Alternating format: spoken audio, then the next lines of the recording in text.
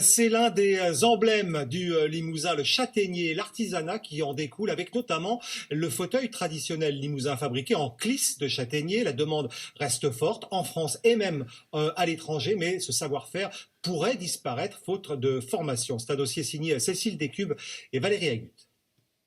Le châtaignier est l'arbre par excellence du Limousin. Il a donné naissance au travail très particulier des feuillardiers qui se sont spécialisés dans la fabrication des meubles de clisse de châtaignier.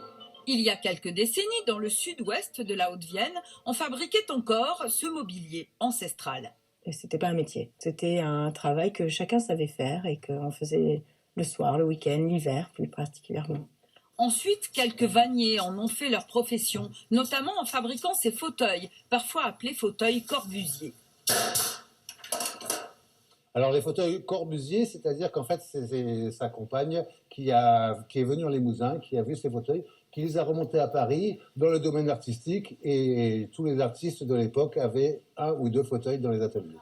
Aujourd'hui, pour fabriquer ces sièges limousins, on ne compte plus qu'une petite entreprise dont les patrons souhaitent transmettre. Pas assez pour répondre à la très forte demande nationale et internationale. On est vraiment sur un savoir-faire qui utilise du bois qui est naturellement imputrescible, donc ça fait des produits sans traitement chimique, de grande qualité, très durables. Donc on est tout à fait dans l'air du temps. C'est pour cela qu'Alain Dupasquier, créateur de meubles design en châtaignier, a décidé de monter un second atelier uniquement dédié à ce fauteuil.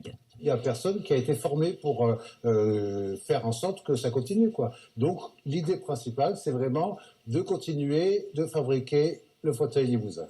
Ici, depuis peu, Isabelle et Stéphanie sont en stage. Ça, il faut le descendre plus parce qu'on ne va pas passer là. Et je pense qu'à l'avenir, on peut fixer ici, là. Stéphanie, ancienne assistante sociale, est en reconversion. C'est une réalisation à zéro déchet, avec des produits locaux. Ça a beaucoup de sens aussi pour moi. Je suis tourneuse sur bois et pour moi, c'était l'occasion d'acquérir de nouvelles compétences et justement d'acquérir des gestes que je ne maîtrise pas aujourd'hui. Quant à ce menuisier indépendant, il est venu donner un coup de main. Ça, c'est nos pierrières de fauteuil. Étant donné qu'il a cuit pendant un certain temps, il est très flexible. Et donc, du coup, en forçant peu, on arrive à le cintrer. Les armatures à cintrer sont faites avec ces gaulettes, sélectionnées en forêt par ce feuillardier de Paja. La gaulette, c'est quand le châtaignier de plein pied est coupé, il y a un rejet qui se fait, qui repousse. Donc ce rejet-là, au bout de 4 ans, on l'appelle gaulette et on peut l'utiliser, quoi.